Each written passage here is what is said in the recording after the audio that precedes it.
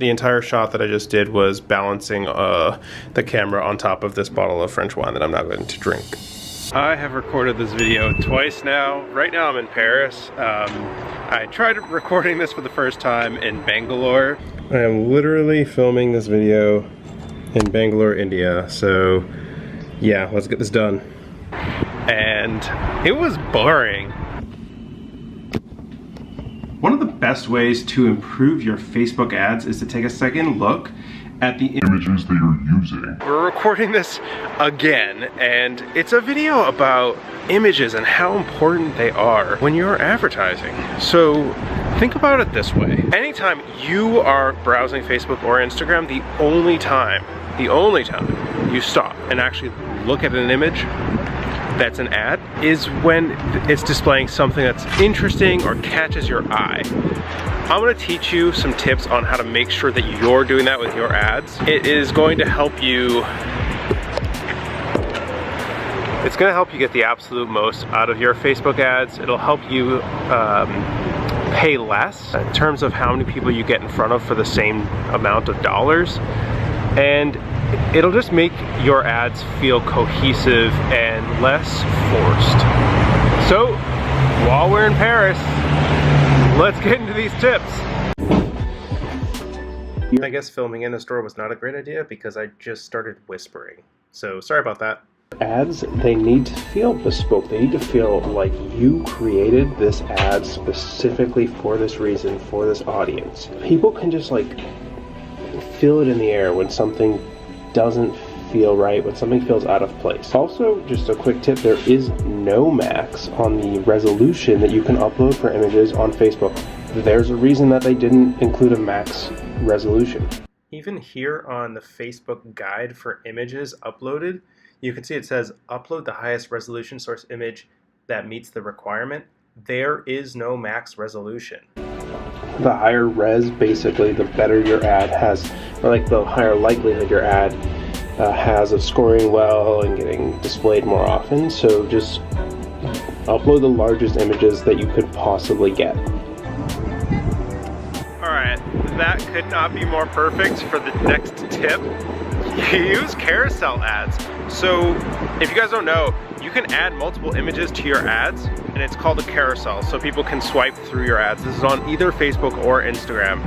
If you aren't using carousel ads, you should do it. First of all, it's free. It does not add any charge. It doesn't add any cost to your ad. Confusing to say. It doesn't cost you any more to do. But the thing that happens is when you're curating your ads and trying to make them perfect and convey exactly the right thing, and you're like, you know, all over your product, you're trying to show everything about it, what ends up happening is you trying to emphasize everything, turns out that you emphasize nothing at all. So use carousel ads, crop really tight in on the one thing you want to emphasize on the main picture, and then separate out the other things that you want to focus on for the rest of the images throughout the carousel. The next tip is all about text. So here's a poster. Here's just a poster I came on. It's a great example. This would not work as an ad on Facebook. Way too much text on your image, okay? So the way things work with ads on Facebook is completely different than this. This would get rejected on Facebook. You wanna have, if you have to have text, which you should just try to remove all text from your image entirely. But if you have to have some, you need to have less than 20% of the image covered in text. I'll display sort of a way that they measure that. But basically, even with that or less than 20% text, you're still probably going to get dinged, and in terms of the volume of people that get shown your ad. So it ultimately, think of it this way, when you add text to your image, it's gonna cost you more. And the reason is people don't really care to see that. They want to see images that are compelling, that are interesting. Think about how it's a beautiful image on Instagram. That's what you want to be displaying as an ad. Next tip, I'm in front of a movie theater right now. And it's actually closed because, again, there's some political stuff going on here with yellow vests. These are the live pictures of the Gilets Jaunes or Yellow Vest movement. But it's still the perfect point to make, which is tell a story with your image. You want to show people using your product, okay? Don't just show the product itself. depending on what you sell, what are the benefits of your product, and then show people benefiting from that thing. What is the value? Tell a story with an image that shows people not just what the product is, but what it can do for them. By the way, there's a bunch of broken glass here. Apparently there was like some riots last week or something. I'm not sure, but yeah, this is all from the political stuff. All right, got too cold outside, so finishing the rest of the video here in my hotel room. Where's my cell phone? Okay, so the next tip is something I found while researching this video, and I've never used it before, but like, I'm wondering why. It's called Creative Hub. Literally, Facebook has made this to show you exactly what to do in order to be successful with Facebook ads. You can actually use it to mock up your own ads if you want to, but you could also just do what I would do and copy everyone else. Just go through Creative Hub and check out all the sort of things that they've posted as like, this is what works. You can also take any of those samples and send them to your phone as a notification and then view the ad as it is on your phone. It's cool. It's actually really, really cool. Check out Creative Hub. Seriously, go through there and drill into what people are doing that are successful ads.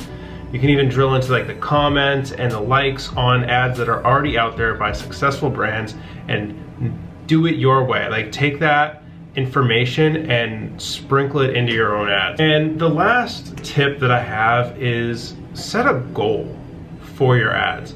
I know this is sort of like basic seeming, almost like a throwaway, but it's not. You need to think about what you're trying to convey from the beginning, from the inception of the ad. It has to match up. What you put in front of people as they're scrolling through, looking at their family, looking at their friends, it needs to feel like it's an ad that is part of their social fabric, so to speak. If you're trying to drive awareness as the goal, you need to do it in a way that when people scroll through, they're gonna get that contextual message in a way that makes sense with all the other content that they're flowing through. So, for example, if you have like a cause-based product, you know, capitalism with a cause, then use the other tip of telling a story with your image, but make sure that it also conveys awareness as the purpose of the, like, what is the story that you're telling? Well, make sure that the story that you're telling is about driving awareness for your cause. That is a completely different image than what you would show if you were trying to drive conversions on your website. Two separate goals. If you're trying to drive conversion on your website, do something like show a promotion versus show your cause. Two separate things. So this should help kick off your 2019 with some awesome ad ideas. Do not get stagnant, just keep iterating, keep trying stuff. And if you have follow-up questions, seriously hit me up in the comments. Been appreciating the comments that I've got on the rest of the videos, and smash the freaking like button. I don't know how much more of these videos I'm gonna be making, or like when or how or exactly why. I'm sort of figuring that stuff out creatively, so let me know what you would like to see or what you'd find helpful. What things out there are you not able to figure out? What hacks would you like answers to of how to do them? And I'll consider that stuff motivation. That stuff, it does motivate me to make more stuff, so make more content. So with that one, peace, goodbye.